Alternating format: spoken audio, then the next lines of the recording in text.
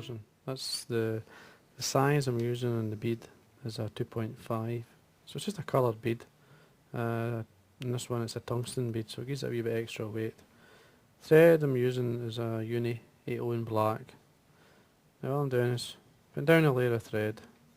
Now if you want this a wee bit heavier, you could actually just use some lead on the body, but this is, to me, this is heavy enough for the river eye fish. Now for the tail, I'm just going to put some, these are caught fibres, just a dark red for the tail. You could use goose bite, but I quite like the hackle fibre as a tail.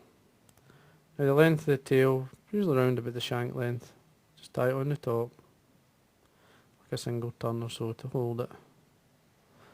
Now I want to slightly bulk up the fly, so don't worry about cutting it the full length of the hook shank, as long as it's no further than the bead itself. Now for the body, I'm actually using two colours here of UTC wire. One's a tan, and you see the size is SM small, and the other one's a brown and small. So all I'm doing here is basically tying both of them in together. Again, full length of the shank, which will help thicken it up, and then touch and turns, take your thread all the way up, making sure it's well tied down, and then bring your thread back round about a third of that area. Then easily, all you do is wind both wires together.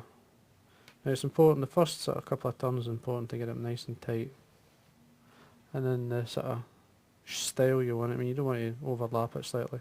You can come in with your nail and basically tighten them up.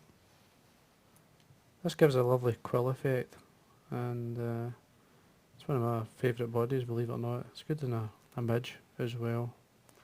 Now you get to this point here, just bend the wire and then carry on all the way up.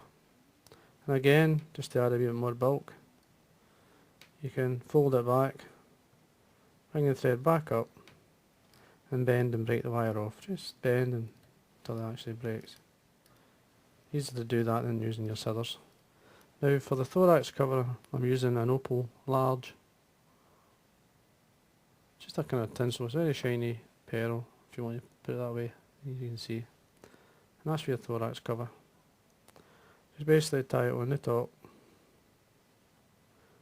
Make sure it's where you want it to start. Even if you come over the wire slightly, make sure it's tied down. Then I'm going to use, I've got some black glister here. Basically like a peacock colour.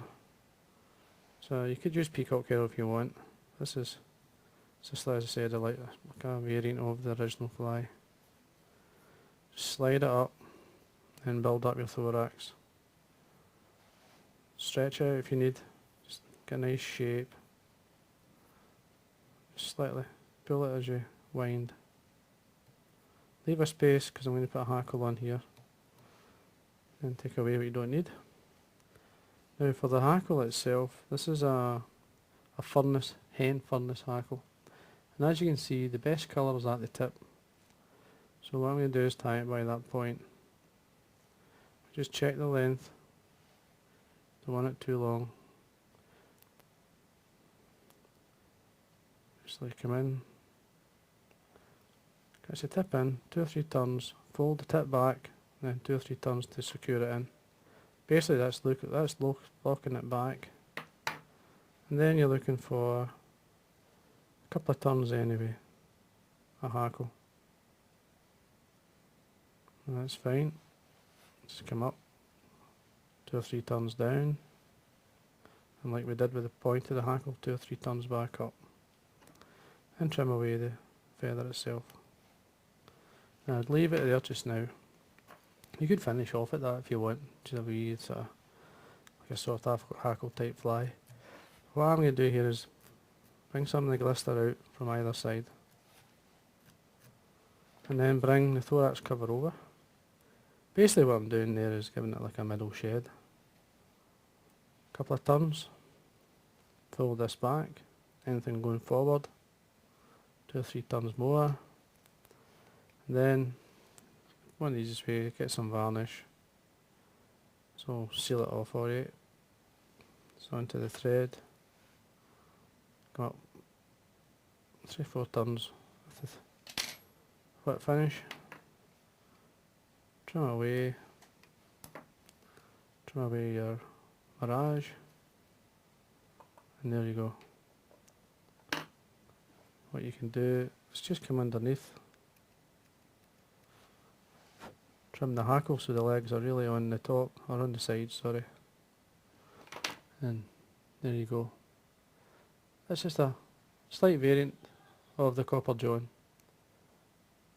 You could leave it like that, put another coat of varnish on it once it's dry, and that's you. And there's your Hothead